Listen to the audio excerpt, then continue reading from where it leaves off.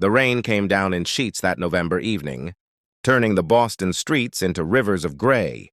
Marcus Chen sat in his idling Uber, watching a woman collapse against a storefront window. She wasn't drunk or high. He'd seen enough of both. In his 3 years driving to know the difference, this was something else. This was defeat in human form, shoulders heaving with sobs that he could see even through the downpour. Most drivers would have looked away, focused on the ping of the next ride request. But Marcus had learned long ago that sometimes the most important journeys aren't the ones that show up on an app. He pulled over, hazard lights blinking like a heartbeat in the darkness. "Ma'am?" He approached carefully, umbrella extended. "Are you okay?" She looked up and Marcus felt his chest tighten.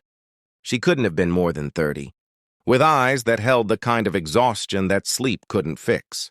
Her clothes were soaked through, a small backpack clutched to her chest like a life preserver. "I'm fine," she whispered, the lie transparent as glass. Just waiting for the rain to stop." Marcus glanced at the sky. The weather app on his phone showed red and orange bands stretching across the entire evening. This storm wasn't stopping anytime soon. "I'm heading off shift," he said, which was only half true. "Can I give you a ride somewhere?" "No charge." She studied his face for a long moment, and Marcus wondered what she was looking for. Trust, safety, a reason to accept kindness from a stranger? Whatever it was, something shifted in her expression. "Okay," she said quietly.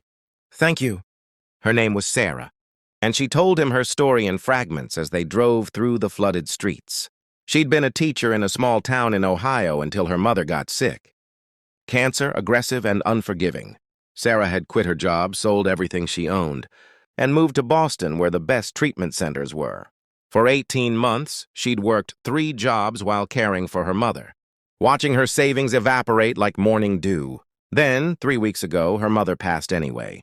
"I couldn't afford to keep the apartment without her Social Security checks," Sarah said, her voice barely audible over the rain hammering the windshield.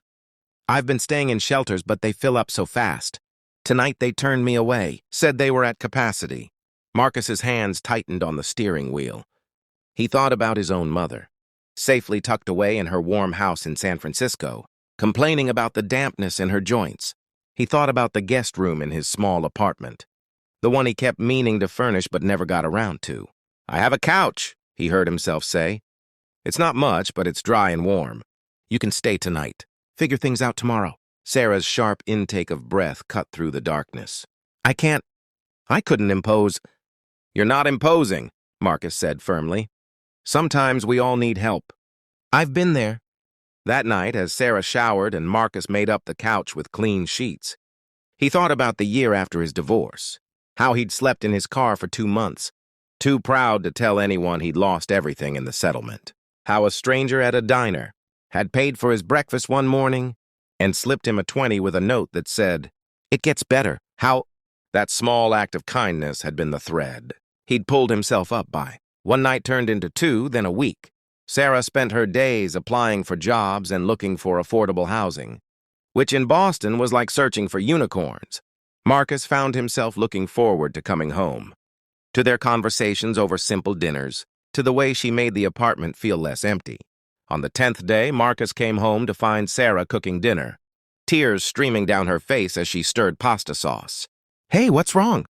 He dropped his keys on the counter, instantly alert. "Nothing's wrong," she said, laughing through her tears. "Everything's right. I got a job, teaching position at a middle school in Dorchester. It starts in January." Marcus pulled her into a hug, and for the first time since his divorce, he felt something shift in his chest. Not romantic love, but something equally powerful, connection, purpose, the sense that he was exactly where he was supposed to be. But Sarah's expression sobered quickly. "The only problem is, I can't afford first, and last month's rent plus security. Deposit on any place within an hour of the school. Not until I get my first paycheck, and that's not until the end of January." Marcus made a decision in that moment that would change everything. "Then stay here," he said. "Take the bedroom. I'll take the couch. No arguments. You can pay me rent once you're working if you want. But honestly, I'd just appreciate the company." Sarah opened her mouth to protest, but Marcus held up a hand. "My ex-wife used to say I was too practical to understand kindness. Let me prove her wrong."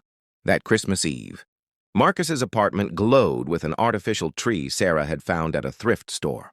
They decorated it with handmade ornaments and strings of popcorn, laughing at how ridiculous and perfect it looked. Marcus had invited 3 other Uber drivers he knew who had nowhere to go for the holidays. Carlos, who was sending every penny back to his family in Guatemala.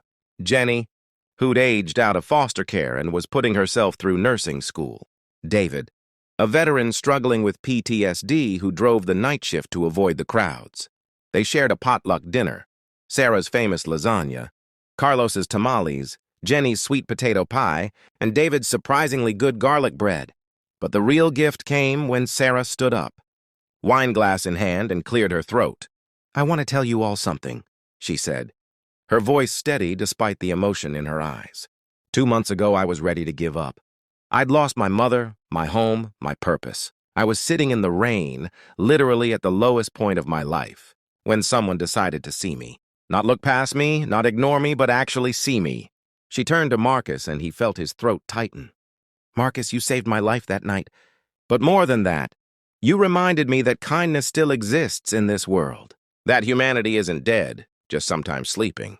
And you did it without expecting anything in return. Without judgment, without hesitation."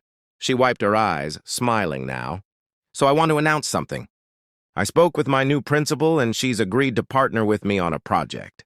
Starting in February, we're launching a program called HER, Help, Empathy Reach. It's going to connect teachers with students and families experiencing homelessness, providing tutoring, resources, and most importantly, connection. Because I learned that sometimes all someone needs is for one person to stop and offer them an umbrella in the rain." The room erupted in applause. Carlos was crying openly. Jenny grabbed Sarah in a fierce hug. David raised his glass in a solemn toast. But Marcus sat frozen, overwhelmed by the realization that his small act of kindness had rippled outward in ways he never could have imagined. Later, after everyone had left and they were cleaning up, Sarah handed Marcus an envelope. "What's this?" he asked. "Open it." Inside was a check, his name on the payee line, but the amount was blank. Below it, she'd written a letter. "Marcus, you can't fill in this check, but I want you to have it anyway. It's a promissory note, not for money, but for kindness. Whenever you need help, whenever you're struggling, whenever you feel alone, call me. I will be there, no questions asked, because that's what you did for me." She paused, then added softly, "And there's one more thing. The principal wants to hire a community outreach coordinator for the program. It's part-time, but it pays well. I immediately thought of you. You have a gift, Marcus. You see people, really see them. Would you consider it?" Marcus looked at the check in his hands, at the words written below it, at this woman who had walked into his life soaked and broken and had somehow helped him heal wounds he didn't know he still carried. He thought about his ex-wife's words, about being too practical to understand kindness. She'd been wrong. He'd always understood it. He'd just forgotten how to accept it for himself. "Yes," he said simply. "I'd be honored." 6 months later, Marcus stood in front of an auditorium at Sarah's school, watching 50 volunteers receive training for the HER program. Former teachers, retired social workers, college students, business owners. All people who wanted to help, who wanted to see others the way Marcus had seen Sarah that rainy November night. Sarah squeezed his hand as the last volunteer received their certificate. "Can you believe it?" she whispered. 50 people. That's 50 more umbrellas in the rain." Marcus smiled, thinking about the woman who'd collapsed against a storefront window, about the Uber driver who'd pulled over when he should have driven past, about all the small moments of kindness that stack up like stones until they build a bridge strong enough to carry someone home. "No," he said. "It's more than that. Each of these people will help someone else, who will help someone else, who will help someone else. We're not just offering umbrellas. We're teaching people that they deserve to come in from the rain." As they walked out into the June sunshine, Marcus thought about the title of Sarah's program. HER, not him. Not them, but her. Because sometimes the most powerful thing you can do is recognize the humanity in one person, see them clearly in their moment of need, and choose to act. That one act of seeing, of truly witnessing another person's struggle, can change everything. The rain would come again. It always did. But now, Marcus knew, there would be more people willing to pull over, to extend an umbrella, to offer shelter in the storm. And that made all the difference. Because humanity isn't measured in grand gestures or sweeping changes. It's measured in the small choice to see, someone really see, them, and decide that their suffering matters. That they matter. That we're all just trying to find our way home through the rain. And sometimes the kindest thing we can do is stop and offer someone else a ride.